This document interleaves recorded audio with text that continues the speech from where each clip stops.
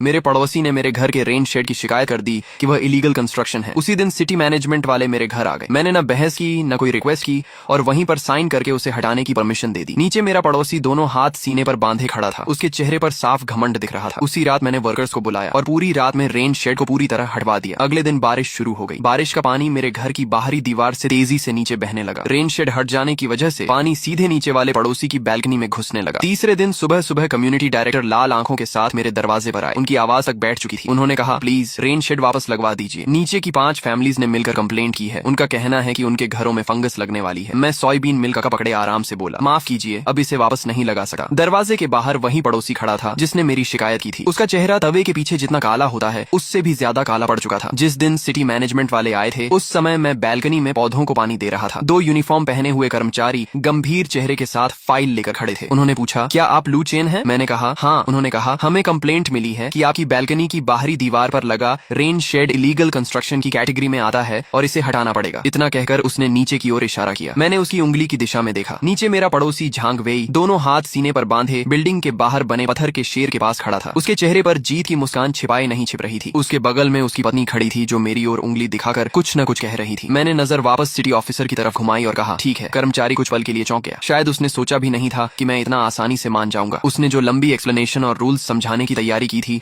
वह सब उसके गले में ही अटक गई। उसने पूछा, क्या कहा आपने? मैंने दोबारा कहा, मैं सहमत हूँ। डॉक्यूमेंट्स कहाँ हैं? मैं साइन कर देता हूँ। इस बार उसके पीछे खड़े युवा कर्मचारी भी हैरान रह गए। उन्होंने ऐसे बहुत से लोगों को देखा था जो इलीगल कंस्ट्रक्शन हटाने के नाम पर रोते चिल्लाते थे, लेकिन मेरी तरह सीधे मान जाने वाला शायद पहला इंसान था। टीम के लीडर ने जल्दी से फाइल से नोटिस निकाला और बोला, रूल्स के अनुसार आपको इसे खुद हटाने के लिए 3 दिन का समय दिया जाता है। अगर तय समय के भीतर नहीं हटाया गया तो हम फोर्सफुली इसे हटाएंगे। मैंने पेन लिया और नोटिस के नीचे अपना नाम लिख दिया। फिर बोला, 3 दिन की जरूरत नहीं है, मैं इसे आज रात ही हटा दूंगा। उसने कहा, सहयोग के लिए धन्यवाद। उनके जाने के बाद मैं वापस बैल्कनी में गया और अपनी ऑर्किड फ्लावर्स को पानी देने लगा। तभी नीचे से झांग वेई जोर से चिल्लाया, लू चेन, सुना ना? जल्दी से इसे हटाओ, पब्लिक रिसोर्सेज पर कब्जा मत करो। उसकी आवाज इतनी तेज थी कि आसपास टहल रहे कई बुजुर्ग भी हमारी तरफ देखने लगे। मैंने उसकी बात का कोई जवाब नहीं दिया। पौधों को पानी देने के बाद मैंने मोबाइल निकाला और सोसाइटी ओनर्स ग्रुप में जाकर ऑनेस्ट डेकोरेशन नाम के कॉन्टैक्ट को कॉल लगाया। हेलो, क्या आप मास्टर जो हैं? जी, बोल रहा हूँ। मैंने कहा, मैं बिल्डिंग 7 के फ्लैट 601 से लू चेन बोल रहा हूँ। मेरी बैल्कनी में एक रेन शेड है, उसे आज रात हटवाना है। क्या आप लोग वर्कर्स भेज सकते हैं? पैसे की चिंता मत कीजिए, मैं एक्स्ट्रा पेमेंट दूंगा। उसने तुरंत जवाब दिया, बिल्कुल कर सकते हैं। आज रात हमारे कुछ वर्कर्स खाली हैं, हम इसे पूरी तरह साफ करके हटाएंगे। कॉल खत्म करने के बाद मैं किचन में डिनर बनाने चला गया। झांग वेई का परिवार लगभग 6 महीने पहले ही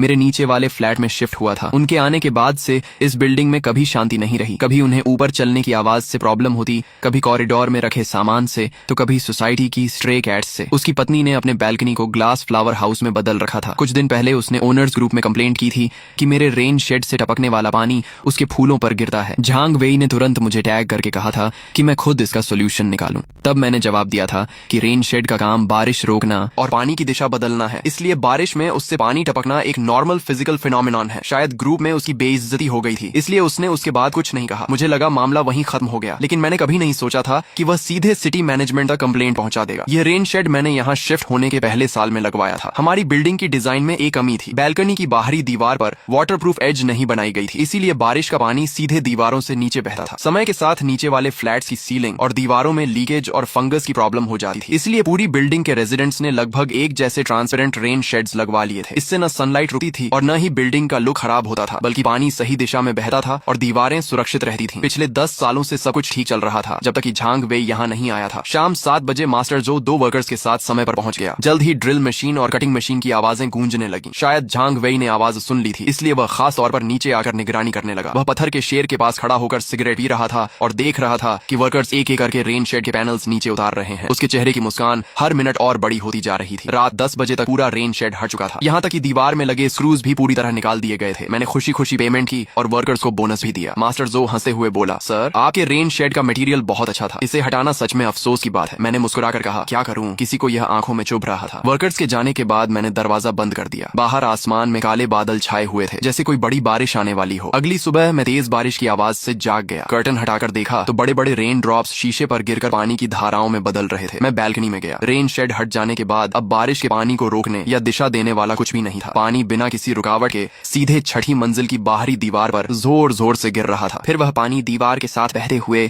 एक शानदार वाटर कर्टन बन गया और सीधा 5वीं मंजिल पर झांग वेई की बैल्कनी पर गिरने लगा। इस समय उसकी बैल्कनी ऊपर ऊपर की दीवार से आने वाले पूरे पानी का भार झेल रही थी। उसका बड़ी मेहनत से बनाया गया सनलाइट फ्लावर हाउस अब मूसलाधार बारिश का सामना कर रहा था। मैं कॉफी का कप उठाकर बैल्कनी के दरवाजे के पास खड़ा हो गया और चुपचाप यह सब देखने लगा। तभी नीचे से आवाज आई, अरे भगवान, ये क्या हो गया? झांग वेई, जल्दी आओ, बैल्कनी में पानी भर गया। झांग वेई गुस्से में चिल्लाया, साला, ये पानी झरने की तरह नीचे कैसे गिर रहा है? लू चेन, क्या ये सब तुम्हारी चाल है? मैंने उसकी तरफ बिल्कुल ध्यान नहीं दिया। आराम से कॉफी खत्म की, कमरे में जाकर कपड़े बदले और ऑफिस जाने की तैयारी करने लगा। जैसे ही मैंने दरवाजा खोला, देखा कि झांग वेई बाहर खड़ा मेरा रास्ता रोके हुए है। उसके पीछे उसकी पत्नी मोबाइल लेकर मेरे घर के दरवाजे की लगातार वीडियो बना रही थी। क्या तुमने ये जानबूझकर किया है? उसने गुस्से में पूछा। मैंने शांत स्वर में कहा, मिस्टर झांग, जो कहना है सीधे कहो, हाथ मत लगाना। उसने कहा, ठीक है, तो बताओ, मेरे घर की बैल्कनी में पानी भर गया है, क्या यह तुम्हारी वजह से हुआ? मैंने जवाब दिया, मेरे घर का रेन शेड इलीगल कंस्ट्रक्शन है, इसकी कंप्लेंट तुमने की थी। सिटी मैनेजमेंट ने उसे हटाने का ऑर्डर दिया और मैंने कानून का पालन करते हुए उसी रात उसे हटा दिया। अब बारिश हो रही है और पानी नीचे बह रहा है। यह एक नेचुरल फिनोमिनॉन है, इसमें मेरा क्या दोष है? मेरी बात सुनकर झांग वेई कुछ पल के लिए चुप हो गया, फिर बोला, तुम्हें पहले से पता था कि ऐसा होगा, तुमने जानबूझकर ऐसा किया है? मैंने कहा, मुझे सिर्फ इतना पता है कि मैंने अपने घर का इलीगल स्ट्रक्चर हटाया है, इससे तुम्हारा क्या नुकसान हुआ? वह चिल्लाया, मेरे फूल, मेरे सारे इंपोर्टेड म्यूजिकल इंस्ट्रूमेंट्स पानी में खराब हो गए। लू चेन, तुम्हें इसकी भरपाई करनी होगी। मैंने पूछा, कॉम्पेंसेशन किस आधार पर? क्या तुम्हारे पास कोई प्रूफ है कि तुम्हारे फूल मैंने खराब किए हैं? पानी का नीचे बहना ग्रेविटी लॉ है, इसके लिए तुम्हें न्यूटन को दोष देना चाहिए। झांग वेई गुस्से से कांप उठा, तुम बेकार की बहस कर रहे हो। मैंने कहा, कंप्लेंट पहले तुमने की थी, मैं तो सिर्फ कानून का पालन कर रहा हूँ। इतना कहकर मैंने अपना बैग उठाया और बाहर निकलने लगा। जरा रास्ता दो, मुझे ऑफिस जाना है। झांग वेई चिल्लाया, तुम कहीं नहीं जाओगे, जब तक यह मामला साफ नहीं होता तुम यहाँ से नहीं निकल सकते। मैंने कहा, तुम मेरी पर्सनल फ्रीडम रोक रहे हो, मैं अभी पुलिस को कॉल कर सकता हूँ। मैंने मोबाइल निकाला और उसकी तरफ कर दिया। जैसे ही उसने मेरी स्क्रीन पर 110 डायल स्क्रीन देखी, वह अनजाने में एक कदम पीछे हट गया, लेकिन उसकी पत्नी तुरंत आगे आकर उसके सामने खड़ी हो गई और मेरा रास्ता रोकते हुए बोली, पुलिस को कॉल करो। करो ना, अच्छा ही होगा, पुलिस आकर फैसला करेगी कि आखिर लोगों को इस तरह परेशान करने वाला कौन है। तभी सामने वाले घर का दरवाजा खुला और आंटी ली बाहर झांकने लगी। मेरे दरवाजे पर इतना हंगामा देखकर वह एक पल के लिए हैरान रह गई। झांग वेई की पत्नी को जैसे कोई सहारा मिल गया हो। वह तुरंत आंटी ली से रोते हुए बोली, बहन जी, आप ही फैसला कीजिए। इनके रेन शेड के हटते ही सारा बारिश का पानी हमारे घर में घुसने लगा। मेरे सारे फूल खराब हो गए और ये कोई जिम्मेदारी लेने को तैयार नहीं है। क्या यह जानबूझकर बदला लेना नहीं है? आंटी ली ने उसकी बात सुनकर कहा, जब यह रेन शेड लगा था तभी तो पानी रुकता था, तुम लोगों ने ही इसकी कंप्लेंट की थी। अब इसे हटा दिया गया है तो पानी नीचे ही आएगा ना। झांग वेई की पत्नी बोली, लेकिन सारा पानी हमारे घर में ही क्यों आए? आंटी ली ने जवाब दिया, तो फिर कहाँ जाएगा? आसमान में उड़ जाएगा क्या? यह सुनते ही झांग वेई के पास कोई जवाब नहीं बचा। मैं उनके पास से निकलकर लिफ्ट की तरफ चला गया। लिफ्ट का बटन दबाते समय मैंने देखा कि झांग वेई मेरी पीठ की तरफ उंगली दिखाकर अपनी पत्नी से कुछ कह रहा था। उसके चेहरे पर सिर्फ गुस्सा और नाराजगी थी। मुझे पता था कि यह मामला यहीं खत्म नहीं होगा, लेकिन मैंने ये नहीं सोचा था कि यह इतनी जल्दी और इतने अजीब तरीके से आगे बढ़ेगा। लगातार पूरे दिन बारिश होती रही। शाम को जब मैं ऑफिस से वापस सोसाइटी पहुंचा तो देखा कि बिल्डिंग के नीचे लोगों की भीड़ लगी हुई है। कम्युनिटी डायरेक्टर वांग भी वहां मौजूद थे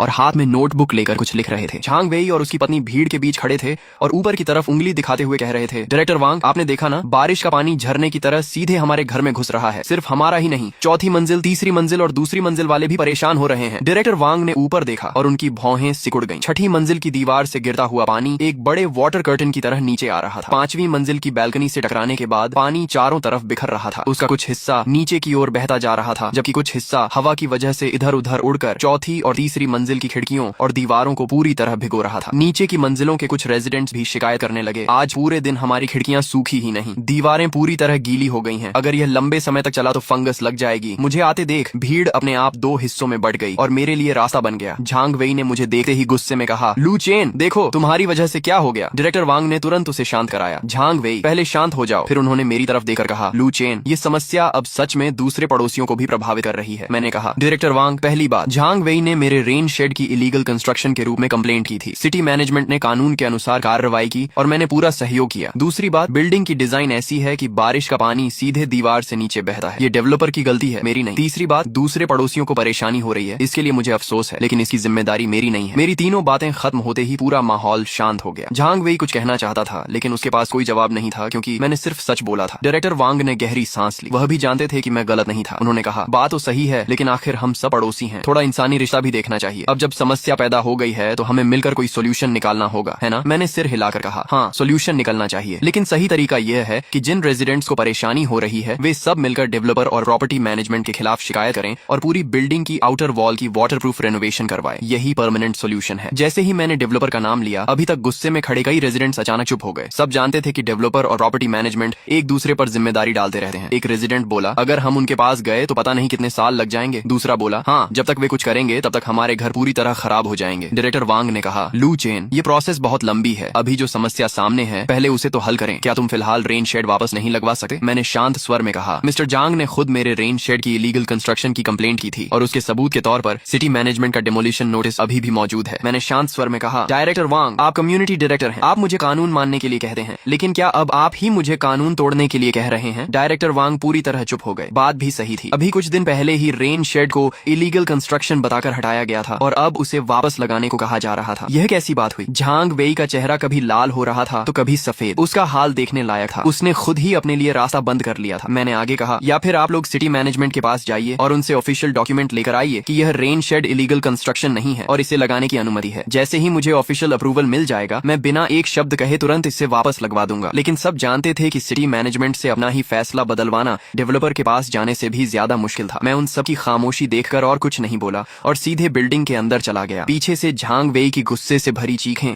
और बाकी पड़ोसियों की नई शिकायतें सुनाई देती रहीं। उसी रात झांग वेई की अगुवाई में दूसरी, तीसरी, चौथी और पांचवी मंजिल के कुल 5 फैमिलीज की जॉइंट कंप्लेंट लेटर बिल्डिंग के नोटिस बोर्ड पर चिपका दी गई। उस कंप्लेंट लेटर में बड़े भावुक शब्दों में लिखा गया था कि फ्लैट 601 के मालिक लू चेन द्वारा रेन शेड हटाने की वजह से नीचे रहने वाले कई फैमिलीज वाटर डैमेज का शिकार हो गए हैं, दीवारें गीली हो गई हैं, प्रॉपर्टी को नुकसान पहुंचा है और कम्युनिटी तथा प्रॉपर्टी मैनेजमेंट से मांग की गई थी कि वे हस्तक्षेप करके लू चेन को पुरानी स्थिति बहाल करने का आदेश दें। झांग वेई ने खुद जिस आग को जलाया था अब वही आग उसके और बाकी लोगों के घर तक पहुंच चुकी थी और मैं तो बस एक कानून का पालन करने वाला अच्छा नागरिक था। यह ड्रामा अब और भी दिलचस्प होता जा रहा था। उसी रात झांग वेई की अगुवाई में दूसरी, तीसरी, चौथी और पांचवी मंजिल के कुल 5 फैमिलीज की जॉइंट कंप्लेंट लेटर बिल्डिंग के नोटिस बोर्ड पर चिपका दी गई। कंप्लेंट लेटर में विस्तार से लिखा गया था कि फ्लैट 601 के मालिक लू चेन द्वारा रेन शेड हटाने के कारण नीचे रहने वाले रेजिडेंट्स को वाटर डैमेज, दीवारों में नमी और प्रॉपर्टी लॉस का सामना करना पड़ रहा है। साथ ही कम्युनिटी और प्रॉपर्टी मैनेजमेंट से मांग की गई कि लू चेन को रेन शेड दोबारा लगाने और स्थिति पहले जैसी करने का आदेश दिया जाए। झांग वेई ने खुद जिस आग को भड़काया था अब वह उसी के सिर पर आ गिरी थी और मैं अब भी सिर्फ एक कानून मानने वाला नागरिक था। ये पूरा मामला पहले से कहीं ज्यादा मजेदार हो चुका था। जॉइंट कंप्लेंट लेटर की घटना शांत तालाब में फेंके गए पत्थर की तरह साबित हुई और पूरे सोसाइटी में हलचल मच गई। किसी ने उस लेटर की फोटो लेकर ओनर्स ग्रुप में भेज दी। फोटो ग्रुप में आते ही पूरा ग्रुप हंगामे से भर गया। एक रेजिडेंट ने लिखा, पहले खुद कंप्लेंट की, अब मिलकर वापस लगवाने की मांग कर रहे हैं, ये कैसा लॉजिक है? दूसरे ने लिखा, झांग वेई ने सच में अपने ही पैर पर कुल्हाड़ी मार ली। तीसरे ने कहा, मुझे तो नीचे रहने वाले फैमिलीज पर तरस आ रहा है, झांग वेई जैसा टीममेट मिला है तो नुकसान तो होना ही था। एक और रेजिडेंट बोला, सच कहूं तो लू चेन ने कुछ भी गलत नहीं किया, तुमने उसके रेन शेड की कंप्लेंट की, उसने उसे हटा दिया, सब कुछ पूरी तरह लीगल है। अब प्रॉब्लम पैदा हो गई तो उसकी जिम्मेदारी उस पर क्यों डाली जा रही है? एक और मैसेज आया, मैं लू चेन का सपोर्ट करता हूँ, ऐसे सेल्फिश नेबर्स को इसी तरह सबक मिलना चाहिए। ग्रुप में लगभग हर कोई मेरी तरफ था। झांग वेई और उसकी पत्नी बार बार अपनी सफाई देने की कोशिश कर रहे थे। उनका कहना था कि उन्होंने सिर्फ सोसाइटी के रूल्स और ऑर्डर को बनाए रखने के लिए कंप्लेंट की थी, उन्हें अंदाजा नहीं था कि मामला इतना बड़ा हो जाएगा। लेकिन कोई भी उनकी बात मानने को तैयार नहीं था। ग्रुप में तुरंत जवाब आया, जब कंप्लेंट की थी तभी उसके कॉन्सिक्वेंसेज के बारे में सोचना चाहिए था। किसी ने लिखा, तुम दोनों एडल्ट हो, अपने एक्शंस की रिस्पॉन्सिबिलिटी खुद लो। एक और रेजिडेंट ने लिखा, बहाने बनाना बंद करो, सबकी आंखें खुली हुई हैं, असली वजह सिर्फ इतनी थी कि रेन शेड से गिरने वाला पानी तुम्हारे फूलों पर पड़ रहा था। फिर किसी ने लिखा, इतने सेल्फिश होने के बाद भी खुद को अच्छा इंसान साबित करने की कोशिश कर रहे हो। कुछ ही देर में झांग वेई और उसकी पत्नी को ग्रुप में इतनी आलोचना झेलनी पड़ी कि वे पूरी तरह चुप हो गए और फिर कोई मैसेज भेजने की हिम्मत नहीं कर पाए। लेकिन इस घटना का असर यही नहीं रुका, मामला लगातार और ज्यादा फैलता जा रहा है। अगले दिन सुबह सुबह प्रॉपर्टी मैनेजर ने मुझे खुद कॉल किया। हेलो मिस्टर लू, मैं प्रॉपर्टी ऑफिस से मैनेजर लियू बोल रहा हूँ। मैंने कहा, हेलो मैनेजर लियू। उसने हिचकिचाते हुए कहा, वो आपके रेन शेड वाले मामले के बारे में हमें सब पता चल गया है। अब नीचे रहने वाले कई रेजिडेंट्स बहुत नाराज हैं। हमारी प्रॉपर्टी मैनेजमेंट बीच में फंस गई है और हमारे लिए भी सिचुएशन संभालना मुश्किल हो रहा है। मैंने पूछा, तो वह बोला, आप थोड़ा कोऑपरेशन कर सकते हैं क्या? फिलहाल रेन शेड वापस लगवा दीजिए ताकि सबका गुस्सा थोड़ा शांत हो जाए, बाकी चीजों का सोल्यूशन हम बाद में मिलकर निकाल लेंगे। मैंने शांत स्वर में कहा, मैनेजर लियू, कल मैं डायरेक्टर वांग को साफ साफ बता चुका हूँ, उस रेन शेड को सिटी मैनेजमेंट ने इलीगल कंस्ट्रक्शन घोषित किया है। क्या आपकी प्रॉपर्टी मैनेजमेंट चाहती है कि मैं खुलेआम गवर्नमेंट डिपार्टमेंट के फैसले का विरोध करूं? अगर ऐसा है तो उसकी पूरी जिम्मेदारी क्या आपकी प्रॉपर्टी मैनेजमेंट लेगी? उधर कुछ पल के लिए सन्नाटा छा गया। फिर मैंने आगे कहा, या फिर आपकी प्रॉपर्टी मैनेजमेंट मुझे एक रिटन प्रूफ दे दें कि रेन शेड लगाना पूरी तरह लीगल है और उससे जुड़ी सारी जिम्मेदारी भी आपकी होगी। अगर ऐसा ऑफिशियल प्रूफ मिल जाता है तो मैं अभी उसे वापस लगवा देता हूँ। मैनेजर लियू तुरंत घबरा गया। नहीं नहीं मिस्टर लू, आप हमें मुश्किल में डाल रहे हैं। मैं हल्का सा हंसा और बोला, यह बात दोनों तरफ लागू होती है। आप लोग एक कानून मानने वाले रेजिडेंट से इलीगल कंस्ट्रक्शन का काम करवाना चाहते हैं, क्या यह मुझे मुश्किल में डालना नहीं है? फिर मैंने कहा, मैनेजर लियू, असली समस्या बिल्डिंग की डिजाइन डिफेक्ट है, ये बात आप मुझसे बेहतर जानते हैं। अभी सबसे अच्छा तरीका यही है कि मेंटेनेंस फंड एक्टिवेट किया जाए और पूरी बिल्डिंग की आउटर वॉल पर वाटरप्रूफ कंस्ट्रक्शन करवाया जाए। अगर आपकी प्रॉपर्टी मैनेजमेंट इस काम को लीड करके पूरा करवा दे तो मुझे लगता है कि पूरी सोसाइटी आपको धन्यवाद देगी। इतना कहकर मैंने मैंने कॉल काट दिया। मुझे पता था कि मेंटेनेंस फंड शुरू करना आसान काम नहीं है, प्रोसेस लंबा और जटिल था और प्रॉपर्टी मैनेजमेंट शायद ही इस झंझट में पड़ना चाहती। मैंने बस एक बार फिर गेंद उनके पाले में डाल दी थी। दोपहर तक बारिश लगातार जारी रही। ऐसा लग रहा था जैसे उसका रुकने का कोई इरादा ही नहीं है। मैं उस दिन थोड़ा जल्दी ऑफिस से लौट आया। बिल्डिंग के नीचे पहुंचते ही मैंने एक मजेदार सीन देखा। झांग वेई की बैल्कनी में उसकी पत्नी एक बहुत बड़ा प्लास्टिक टब पकड़े हुए थी और बड़ी मुश्किल से उसमें भरा पानी बाहर फेंक रही थी। दूसरी तरफ झांग वेई सीढ़ी पर चढ़ा हुआ था। उसके हाथ में एक विशाल प्लास्टिक शीट और टेप थी। ऐसा लग रहा था कि वह अपनी बैल्कनी के ऊपर यानी मेरे बैल्कनी फ्लोर के ठीक नीचे खुद ही एक टेम्पोररी शेड बनाने की कोशिश कर रहा है। लेकिन लगातार गिरती बारिश उसकी सारी मेहनत पर पानी फेर रही थी। उसका पूरा शरीर भीग चुका था। सीढ़ी बार बार हिल रही थी। टेप गीली दीवार पर चिपक ही नहीं रही थी। तभी हवा का एक तेज झोंका आया और प्लास्टिक शीट उड़कर सीधे उसके चेहरे पर चिपक गई। उसका हाल बेहद दयनीय और हास्यास्पद लग रहा था। नीचे कुछ पड़ोसी तमाशा देख रहे थे और आपस में फुसफुसा रहे थे। इससे क्या फायदा होगा, यह सिर्फ टेम्पोररी फिक्स है, असली समस्या तो वहीं की वहीं है। जो बोओगे वहीं काटोगे। पहले सोचना चाहिए था, अब पछताने से क्या फायदा। कुछ लोग तो उसकी हालत देखकर हंसी भी नहीं रो पा रहे थे। मैं बिना रुके सीधे बिल्डिंग के अंदर चला गया। जैसे ही मैंने अपने घर का दरवाजा खोला, एक तेज सी सीलन और फंगस की बदबू मेरे चेहरे से टकराई। मैंने भौहें सिकोड़ ली और बैल्कनी की तरफ गया। यह बदबू नीचे से ऊपर आ रही थी। लगातार बारिश और जमा हुए पानी ने नीचे कुछ चीजों को सड़ाना शुरू कर दिया था। इस पुरानी बिल्डिंग का ड्रेनेज सिस्टम इतनी बड़ी आर्टिफिशियल वाटरफॉल को झेलने के लिए बना ही नहीं था। मैं खिड़की के बाहर लगातार बरसी बारिश को देखता रहा और मुझे महसूस हुआ कि इस पूरे ड्रामा का क्लाइमैक्स अब दूर नहीं। जिसने मेरी कंप्लेंट की थी, बहुत जल्द वही इंसान मेरे सामने आकर रिक्वेस्ट करने वाला था। तीसरे दिन सुबह आखिरकार बारिश रुक गई, लेकिन लगातार 2 दिनों तक हुई वाटर डैमेज का असर अब साफ दिखाई देने लगा था। मैं सुबह की रनिंग के लिए घर से निकलने ही वाला था कि दरवाजा खोलते ही सामने का नजारा देखकर रुक गया। कम्युनिटी डायरेक्टर वांग मेरे दरवाजे के बाहर खड़े थे। उनकी आंखें लाल थीं, चेहरा थका हुआ था और ऐसा लग रहा था जैसे उन्होंने कई रातों से ठीक से नींद नहीं ली हो। उनके साथ नीचे रहने वाले 5 फैमिलीज के रिप्रेजेंटेटिव्स भी खड़े थे, जिनमें झांग वेई भी शामिल था। सभी के चेहरे बेहद खराब दिख रहे थे, खासकर झांग वेई। 2 दिन पहले तक उसका घमंडी और अकड़ वाला रवैया पूरी तरह गायब हो चुका था। अब उसका सिर झुका हुआ था। चेहरा तवे के पीछे जितना काला होता है,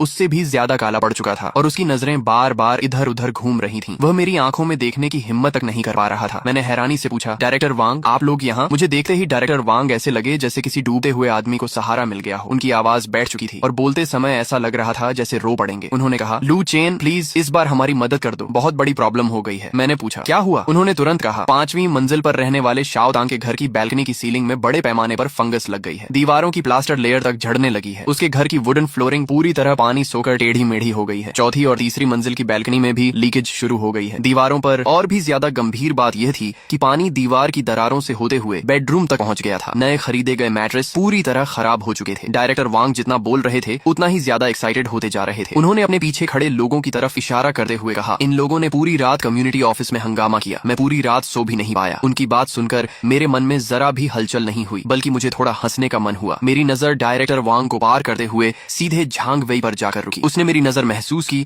और तुरंत अपना सिर और नीचे झुका लिया। मैंने हाथ में पकड़ी हुई सोयाबीन मिल्क का एक घूंट लिया और आराम से कहा, इतनी गंभीर बात है क्या? मेरी शांति और डायरेक्टर वांग की बेचैनी के बीच साफ अंतर दिखाई दे रहा था। हाँ, डायरेक्टर वांग लगभग विनती करते हुए बोले, लू चेन, इस बार मेरी बात मान लो। रेन शेड वापस लगवा दो। पहले इस पानी को रोको, इसे नीचे बहना बंद करना होगा। मैंने सोयाबीन मिल्क नीचे रखी और उनकी आंखों में देखते हुए एक एक शब्द साफ बोलते हुए कहा, इलीगल कंस्ट्रक्शन है, नहीं लगा सकता। ये 6 शब्द ऐसे थे जैसे किसी ने डायरेक्टर वांग के सिर पर ठंडे पानी की बाल्टी उड़ेल दी हो। उनके चेहरे का सारा रंग एक पल में उड़ गया। लेकिन अभी सिचुएशन अलग है, उन्होंने कमजोर आवाज में कहा। मैंने तुरंत जवाब दिया, सिचुएशन चाहे जैसी भी हो, कानून नहीं तोड़ा जा सकता। आप कम्युनिटी ऑफिसर हैं, आपको तो सबसे ज्यादा लॉ की रिस्पेक्ट करनी चाहिए। इस बार डायरेक्टर वांग पूरी तरह चुप हो गए। उनके पास कोई जवाब नहीं बचा था। तभी अब तचु खड़ा झांग वेई धीरे धीरे आगे बढ़ा और मेरे सामने आकर रुक गया। उसने सिर उठाया। उसकी आंखें लाल थीं, उनमें ब्लड वेसल्स साफ दिखाई दे रही थी। उसके होंठ कांप रहे थे, जैसे वह कोई बहुत मुश्किल फैसला लेने वाला हो। भाई लू, उसने कहा। उसने पहली बार मुझे भाई कहकर बुलाया था। मैंने पूछा, क्या बात है? झांग वेई ने गहरी सांस ली और बोला, इस बार गलती मेरी थी। मैं सेल्फिश था, मैं बेवकूफ था, मुझे कंप्लेंट नहीं करनी चाहिए थी। मैं माफी मांगता हूँ। इतना कहकर उसने मेरे सामने गहरा झुकर बो किया। उसके पीछे खड़ी उसकी पत्नी ने भी धीमी आवाज में कहा, सॉरी। ये सीन देखकर आसपास खड़े सभी लोग शांत हो गए। झांग वेई ने फिर कहा, भाई लू, आप बड़े दिल वाले इंसान हैं, मेरी गलती को दिल पर मत लीजिए। देखिए, मेरा नुकसान भी कम नहीं हुआ है। मेरे सारे फूल खत्म हो गए, फ्लोर भी खराब हो गया। कृपया रेन शेड वापस लगवा दीजिए। जितना खर्च आएगा मैं दूंगा, डबल पेमेंट दूंगा। मैंने सिर हिलाया। यह पैसों का सवाल नहीं है, यह प्रिंसिपल का सवाल है। तुमने ही मुझे एक कानून का पालन करने वाला अच्छा नागरिक बनाया है। अब मैं सिर्फ अपने अच्छे नागरिक वाले प्रिंसिपल पर कायम हूँ। मेरी यह बात सीधे झांग वेई के दिल में तीर की तरह जाकर लगी। उसके चेहरे की आखिरी बची हुई रंगत भी गायब हो गई। उसे समझ आ गया था कि मैं पैसे के लिए यह सब नहीं कर रहा। मैं सिर्फ चाहता था कि वह अपने किए की कीमत चुकाए और ऐसी कीमत चुकाए कि शिकायत भी न कर सके। लेकिन झांग वेई की सार्वजनिक माफी के बाद भी यह ड्रामा खत्म नहीं हुआ। उल्टा अब यह लड़ाई सिर्फ मेरे और झांग वेई के बीच नहीं रही थी, बल्कि मेरे और नीचे रहने वाले सभी रेजिडेंट्स के बीच बदल चुकी थी। जब लोगों ने देखा कि मैं न दबाव में आ रहा हूँ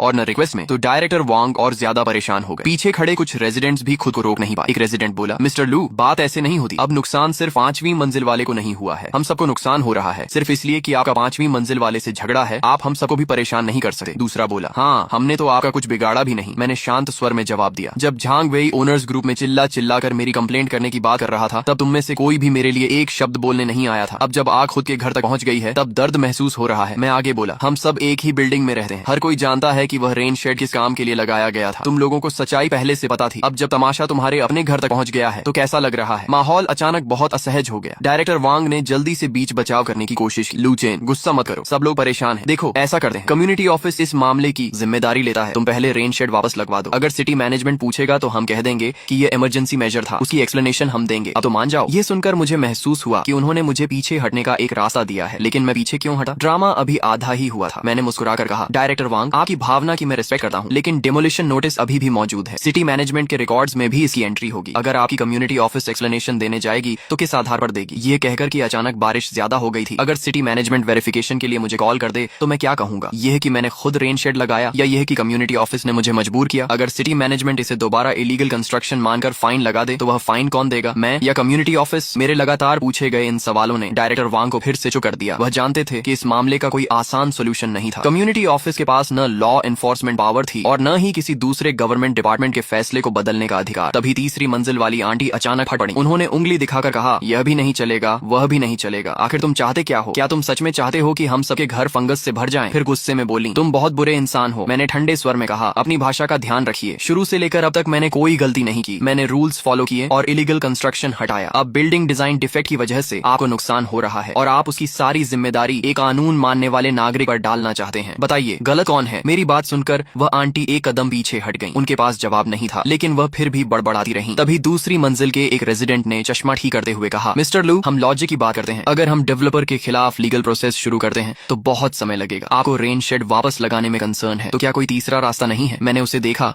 और पहली बार मुझे लगा कि यहाँ कोई सोचने समझने वाला इंसान भी है। मैंने कहा, है। ये सुनते ही सभी की नजरें मुझ पर टिक गईं। मैंने धीरे से कहा, तुम लोग खुद सिटी मैनेजमेंट के पास जाओ और उनसे परमिशन मांगो कि रेन शेड वापस लगाने की अनुमति दी जाए। मेरी बात खत्म होते ही पूरा माहौल एकदम शांत हो गया। सभी लोग स्तब्ध रह गए, क्योंकि इसका मतलब था कि उन्हें खुद स्वीकार करना पड़ेगा कि पहले कंप्लेंट करना गलती थी और अब वही गलती ठीक करवाने के लिए गवर्नमेंट डिपार्टमेंट के सामने हाथ जोड़ने पड़ेंगे। झांग वेई का चेहरा अब काले रंग से भी आगे निकल चुका था। वह लगभग राख जैसा ग्रे पड़ गया था। यह प्रपोजल उसके लिए किसी टॉर्चर से कम नहीं था। पहले उसी ने कंप्लेंट की, सिटी मैनेजमेंट ने रेन शेड हटवा दिया और अब उसी को लीड पर्सन बनकर सिटी मैनेजमेंट से रेन शेड वापस लगाने की रिक्वेस्ट करनी पड़ेगी। यह उसके लिए पूरी तरह से इज्जत खो देने वाली बात थी। यह काम करेगा? किसी ने हिचकिचाते हुए पूछा। मैंने कंधे उचकाए और कहा, काम करेगा या नहीं यह कोशिश करने के बाद ही पता चलेगा, लेकिन फिलहाल यही एकमात्र रास्ता है। अब आप लोग आपस में बैठकर फैसला कर लीजिए। इतना कहकर मैंने जोर से दरवाजा बंद कर दिया। बाहर खड़े लोगों के लिए सारी प्रॉब्लम्स छोड़कर मैं अंदर वापस चला गया। मुझे पता था कि उनके पास अब कोई दूसरा विकल्प नहीं बचा था, क्योंकि हर बीतते मिनट के साथ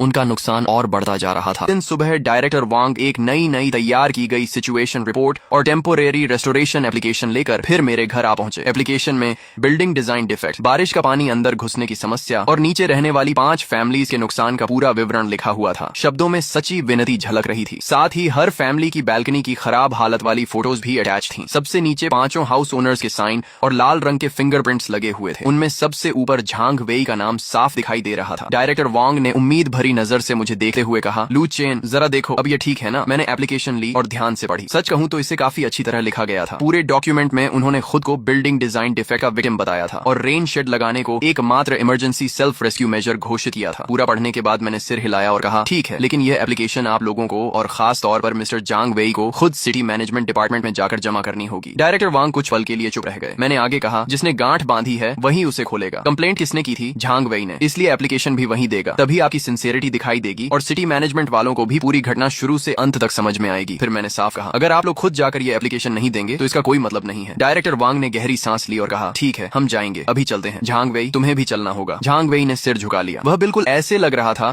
जैसे किसी ने डोरियों से बंधी कठपुतली को खड़ा कर दिया हो। वह चुपचाप डायरेक्टर वांग और बाकी लोगों के पीछे चल पड़ा। मैं आसानी से कल्पना कर सकता था कि जब वही इंसान जिसने कंप्लेंट की थी सिटी मैनेजमेंट ऑफिस में खड़ा होकर इलीगल कंस्ट्रक्शन को वापस लगाने की परमिशन मांगेगा तो वह सीन कितना अजीब और शर्मनाक होगा। लेकिन उसके पास कोई दूसरा रास्ता नहीं था। यह उसकी मूर्खता और घमंड की कीमत थी जो उसे खुद चुकानी ही थी। दोपहर में मुझे मुझे एक अननोन नंबर से कॉल आया। हेलो, क्या मैं मिस्टर लू चेन से बात कर रहा हूँ? मैंने कहा जी बोल रहा हूँ। उधर से आवाज आई, आपकी सोसाइटी की तरफ से रेन शेड रेस्टोरेशन एप्लीकेशन हमें प्राप्त हुई है, कुछ बातें वेरीफाई करनी है। मैंने कहा पूछिए। अधिकारी ने पूछा, पहला सवाल, जब आपने रेन शेड हटाया था तब क्या आपने पूरी तरह अपनी मर्जी से और पूरा कोऑपरेशन देते हुए उसे हटाया था? मैंने जवाब दिया, हाँ मैंने पूरी तरह कोऑपरेशन किया था। उसने दूसरा सवाल पूछा, नीचे रहने वाले रेजिडेंट्स द्वारा जो वाटर डैमेज और प्रॉपर्टी लॉस की शिकायत की गई है, क्या वह सच है? मैंने कहा हाँ ये सच है, लेकिन इसकी पूरी डिटेल्स कम्युनिटी डायरेक्टर वांग और नीचे रहने वाले रेजिडेंट्स मुझसे बेहतर जानते हैं। अधिकारी कुछ पल चुप रहा और फिर बोला, अगर भविष्य में डिपार्टमेंट प्रैक्टिकल सिचुएशन को देखते हुए कोई नया डिसीजन लेता है तो आपका क्या रुख होगा? मैंने बिना झिझक जवाब दिया, मैं हमेशा ऑफिशियल डिसीजन का सम्मान करूंगा। अगर डिपार्टमेंट कहे कि रेन शेड लगाया जा सकता है तो मैं तुरंत लगवा दूंगा। अगर डिपार्टमेंट कहे कि नहीं लगाया जा सकता तो मैं उसे हाथ भी नहीं लगाऊंगा। उधर से जवाब आया, ठीक है मिस्टर लू चेन, हमें जरूरी जानकारी मिल गई है, कोऑपरेशन के लिए धन्यवाद। कॉल करते ही मुझे समझ आ गया कि मामला लगभग तय हो चुका है और मेरा मकसद भी पूरा हो चुका था। मैंने किसी से लड़ाई नहीं की थी, किसी से बदतमीजी नहीं की थी, यहाँ तक कि एक भी गाली नहीं दी थी। मैंने सिर्फ हर इंसान को रूल्स के दायरे में रहने पर मजबूर किया था। जब उन्होंने रूल्स का इस्तेमाल मेरे खिलाफ किया तो मैंने भी उन्हीं रूल्स का इस्तेमाल करके उन्हें उनके ही जाल में फंसा दिया। अगर कोई रूल्स का सहारा लेकर मुझे मुश्किल में डाल सका है तो वही रूल्स उसे भी जवाबदेह बना सके। और जब उन्होंने रूल्स तोड़कर प्रॉब्लम का शॉर्टकट सोल्यूशन ढूंढना चाहा तो मेरा जवाब साफ था, नहीं, तुम्हें वापस उसी रूल बुक के अंदर आना होगा और अपने किए का सामना खुद करना होगा। समय डायरेक्टर वांग ने मुझे बेहद खुश होकर कॉल किया, लू चेन गुड न्यूज, अप्रूवल मिल गया है। सिटी मैनेजमेंट ने स्पेशल सिचुएशन मानकर स्पेशल अप्रूवल दे दिया है। टेम्पोरेरी बेसिस पर रेन शेड दोबारा लगाने की परमिशन मिल गई है। उन्होंने कम्युनिटी ऑफिस को ऑफिशियल रिप्लाई लेटर भी भेज दिया है। मैंने कहा अच्छा। डायरेक्टर वांग उत्साहित होकर बोले, हाँ बहुत बढ़िया खबर है। लू चेन बताओ कब कन्वीनियंट रहेगा, जल्दी से रेन शेड वापस लगवा देते हैं। मैंने जवाब दिया, कभी भी लगवा सकते हैं। वह तुरंत बोले, पैसों की बिल्कुल चिंता मत करना, झांग वही पहले ही मेरे पास पैसे ट्रांसफर कर चुका है। मटेरियल कॉस्ट, लेबर कॉस्ट और तुम्हारे कॉम्पेंसेशन तक का पैसा उसने दे दिया है। इस बार सबसे अच्छा मटेरियल इस्तेमाल होगा। मैंने शांत स्वर में कहा, कॉम्पेंसेशन की जरूरत नहीं है, बस रेन शेड अच्छी तरह लग जाना चाहिए। सच कहूँ तो मुझे उसके पैसों की कोई जरूरत नहीं थी। उसने जो इज्जत खोई थी वह किसी भी रकम से ज्यादा संतोष देने वाली थी। अगले दिन सुबह सुबह वही मास्टर जो फिर अपनी टीम के साथ आ पहुंचे जिन्होंने पहले रेन शेड हटाया था, लेकिन इस बार उनकी ट्रक में पहले से कहीं बेहतर क्वालिटी की ड्यूरेबल पॉलीकार्बोनेट शीट्स और स्टेनलेस स्टील ब्रैकेट्स भरे हुए थे। मिस्टर लू, फिर मुलाकात हो गई। इस बार हम आपको पहले से भी बेहतर काम करके देंगे। तभी झांग वही आगे आया और हाथ में फ्रूट बास्केट लेकर बोला, भाई लू, ये मेरी तरफ से एक छोटा सा गिफ्ट है। पहले जो कुछ हुआ उसके लिए मैंने उसे बीच में रोक दिया। फ्रूट रहने दो, बस उम्मीद है कि तुमने इस घटना से कुछ सीखा होगा। फिर मैंने मास्टर जो की तरफ देखा। मास्टर जो, आपको तकलीफ दी? उन्होंने मुस्कुराते हुए कहा, चिंता मत कीजिए, इस बार बेस्ट मटेरियल लगेगा और इंस्टॉलेशन भी पूरी तरह स्टैंडर्ड के हिसाब से होगा। तभी डायरेक्टर वांग बोले, हाँ कम्युनिटी ऑफिस और मिस्टर जांग ने खास तौर पर कहा है कि इस बार हाईएस्ट स्टैंडर्ड पर काम होना चाहिए। रेन लीक की कोई संभावना नहीं रहेगी और पूरा स्ट्रक्चर बिल्कुल साइलेंट रहेगा। वर्कर्स तुरंत काम में लग गए। ड्रिल मशीन की आवाज एक बार फिर गूंजने लगी, लेकिन इस बार माहौल पूरी तरह अलग था। पिछली बार नीचे खड़े पड़ोसियों के चेहरों पर मजाक और खुशी थी, जबकि इस बार उनके चेहरों पर उम्मीद और राहत दिखाई दे रही थी। झांग वेई भी नीचे खड़ा था, ठीक वैसे ही जैसे पिछली बार मॉनिटरिंग कर रहा था, लेकिन इस बार उसके हाथ सीने पर नहीं बंधे थे। वह बार बार वर्कर्स को पानी दे रहा था, सिगरेट दे रहा था और चेहरे पर खुशामदी मुस्कान लिए घूम रहा था। उसकी पत्नी भी कभी पूछती कि वर्कर्स को प्यास तो नहीं लगी, कभी पूछती कि थक तो नहीं गए। दोनों की मेहनत देखकर साफ लग रहा था कि वे इस बार किसी भी तरह रेन शेड वापस लगवाना चाहते थे। पूरी बिल्डिंग के रेजिडेंट्स यह सब देख रहे थे। लोगों की नजरों में मजाक भी था, तिरस्कार भी था, लेकिन सबसे ज्यादा यह एहसास था कि झांग वेई अब पूरी सोसाइटी का जोक बन चुका था। उसने कंप्लेंट करके अपनी धाक जमाने की कोशिश की थी, लेकिन नतीजा उल्टा निकला और अब पूरा रेजिडेंशियल कॉम्प्लेक्स उसी पर हंस रहा था। दोपहर तक रेन शेड का पूरा फ्रेम तैयार हो गया। मास्टर जो खास तौर पर ऊपर आए और मुझसे बोले, मिस्टर लू, इस बार हमने ब्रैकेट्स और वॉल कॉन्टैक्ट पॉइंट्स पर special shock absorbing rubber pads लगाए हैं। अब जब बारिश होगी तो आपके घर के अंदर एक आवाज भी नहीं आएगी। मैंने सिर हिलाया, बहुत बढ़िया, आपने काफी ध्यान रखा है। शाम 4 बजे तक नया रेन शेड पूरी तरह इंस्टॉल हो चुका था। ये पहले वाले से कहीं ज्यादा चौड़ा, मजबूत और खूबसूरत था। ट्रांसपेरेंट पैनल से छनकर आती धूप बैल्कनी में फैल रही थी और पूरा एरिया रोशनी से भर गया था। मास्टर जो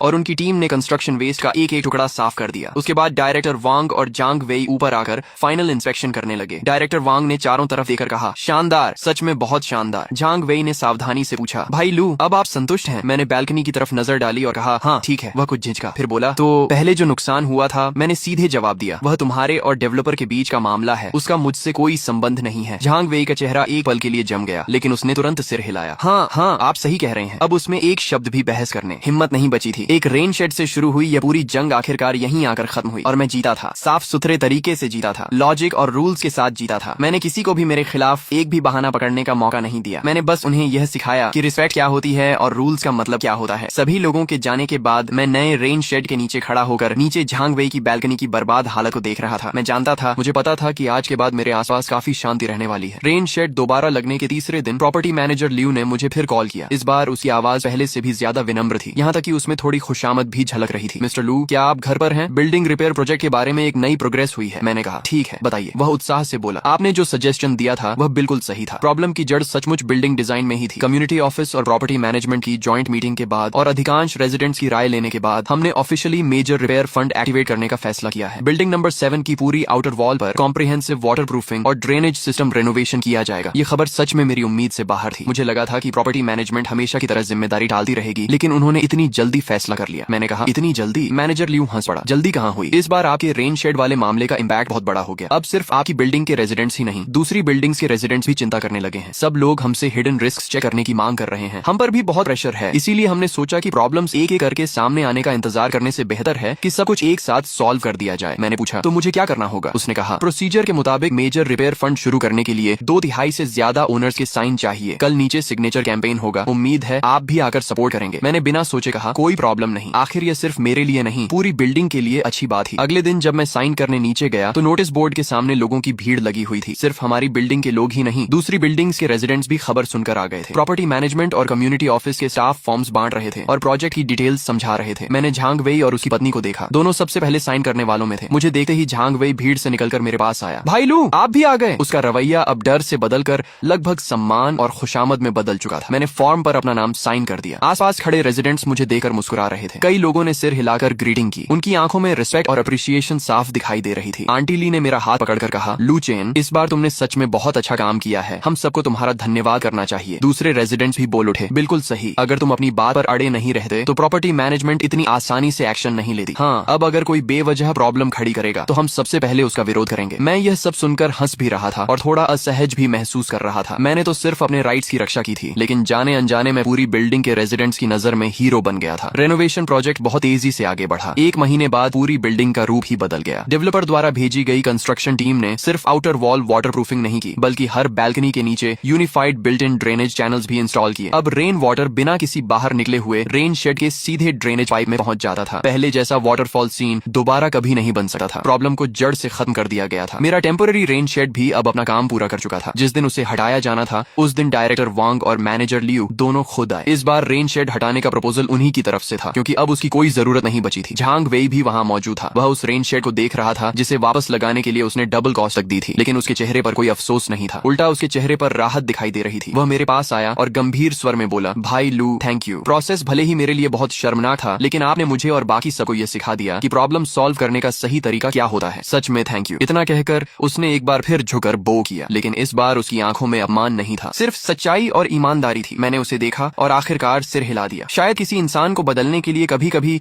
सिर्फ एक गहरा सबक ही काफी होता है। रेन शेड हट गया, बिल्डिंग रिपेयर भी पूरी हो गई और लाइफ फिर से सामान्य हो गई। लेकिन रेन शेड वॉर की गूंज अभी भी बिल्डिंग के हर रेजिडेंट पर असर डाल रही थी। सबसे बड़ा बदलाव नेबर रिलेशंस में आया था। पहले इस बिल्डिंग के लोग सिर्फ मिलने पर सिर हिला देते थे, बस इतना ही। हर कोई अपने काम से काम रखता था। लेकिन इस पूरे इंसिडेंट के बाद सभी के बीच की दूरी अचानक कम हो गई। ओनर्स ग्रुप में अब शिकायतें और झगड़े कम हो गए थे। उनकी जगह डेली लाइफ और सोसाइटी इंप्रूवमेंट पर डिस्कशंस होने लगे थे। रेजिडेंट्स खुद प्रॉपर्टी मैनेजमेंट की निगरानी करने लगे, बिल्डिंग की क्लीनलीनेस का ध्यान रखने लगे, यहाँ तक कि सबने मिलकर नीचे रहने वाली स्ट्रे कैट्स के लिए एक शेल्टर भी बनवा दिया। और मैं जाने कब इस बिल्डिंग का अनऑफिशियल ओपिनियन लीडर बन गया था। किसी के घर का बल्ब खराब हो जाए और उसे सही मॉडल समझ न आए तो ग्रुप में मुझे टैग किया जाता। पार्किंग स्पेस की समस्या हो तो लोग कहते कि मैं प्रॉपर्टी मैनेजमेंट से बात करूं। यहाँ तक कि आंटी ली का बेटा पोस्ट ग्रेजुएट एंट्रेंस एग्जाम की तैयारी कर रहा था और वह मुझसे पूछने आई कि कौन सा यूनिवर्सिटी मेजर बेहतर रहेगा। ये सब मुझे कभी कभी मजेदार लगता था, लेकिन जहाँ तक हो सकता था मैं सबकी मदद करता था। लोगों का ट्रस्ट और डिपेंडेंस महसूस करना बुरा नहीं था। झांग वेई का परिवार भी बदल गया था। उसकी पत्नी अब ग्रुप में अपने महंगे प्लांट्स दिखाकर शेखी नहीं बघारती थी। उसकी जगह वह होम क्लीनिंग टिप्स और practical house hold advice share करती थी। झांग वेई खुद तो जैसे पूरी तरह बदल गया था। पहले कॉरिडोर में मिलते समय वह सिर ऊंचा करके निकल जाता था, अब वह दूर से ही मुस्कुराकर ग्रीटिंग करता था। कई बार जब मैं सामान लेकर ऊपर जा रहा होता तो वह खुद आगे बढ़कर मदद कर देता। मैंने कभी उसे रोका नहीं। मुझे पता था कि यह उसका अपॉलॉजी व्यक्त करने और रिलेशनशिप सुधारने का तरीका था। एक वीकेंड की दोपहर मेरे घर की डोर बेल बजी। मैंने दरवाजा खोला तो सामने झांग वेई का 7-8 साल का बेटा खड़ा था। उसके हाथ में एक छोटा सा सक्यूलेंट प्लांट था। वह थोड़ी झिझक के साथ मेरी तरफ देख रहा था। उसकी आंखें बेहद साफ और मासूम थीं। मैंने उस छोटे से प्यारे सक्यूलेंट प्लांट को देखा, कुछ सेकंड चुप रहा, फिर उसे अपने हाथों में ले लिया। मैंने वह प्लांट बैल्कनी की खिड़की के पास रख दिया। धूप में उसकी हरी भरी पत्तियां चमक रही थीं और उनमें जीवन से भरी ऊर्जा दिखाई दे रही थी। शायद इंसान पूरी तरह अच्छा या बुरा नहीं होता। बहुत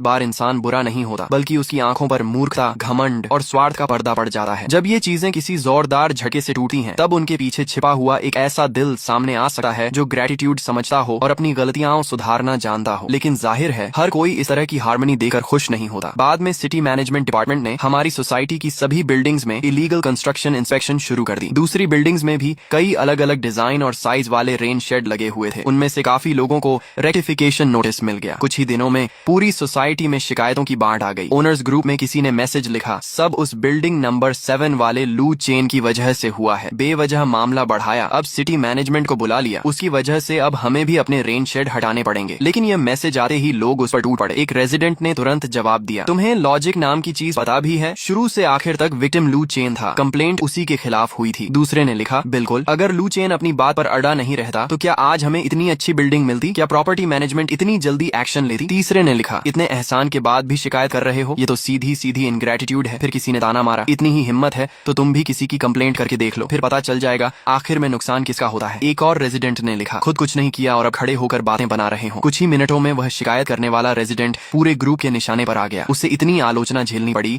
कि उसने दोबारा एक शब्द भी बोलने की हिम्मत नहीं की। मैं मोबाइल की स्क्रीन देखता रहा, फिर हल्का सा मुस्कुराया और ग्रुप चैट बंद कर दी। दुनिया में हमेशा कुछ ऐसे लोग रहेंगे जो सही और गलत का फर्क नहीं समझते। ऐसे लोगों की बातों को दिल पर लेने की जरूरत नहीं होती। मुझे बस अपनी जिंदगी की रक्षा करनी थी और उन लोगों की कद्र करनी थी जो रिस्पेक्ट, ग्रेटिट्यूड और सही प्रिंसिपल्स को समझते हैं। मेरे लिए इतना ही काफी था। दोस्तों, यहीं पर इस मानवा की कहानी समाप्त होती है। अगर आपको ये स्टोरी पसंद आई हो और आप ऐसी ही नई मानवा एनिमे रिकैप्स और अमेजिंग स्टोरीज देखना चाहते हैं तो अभी इट्स युवा को सब्सक्राइब जरूर करें। अगली नई और रोमांचक कहानी के साथ फिर मिलेंगे। धन्यवाद।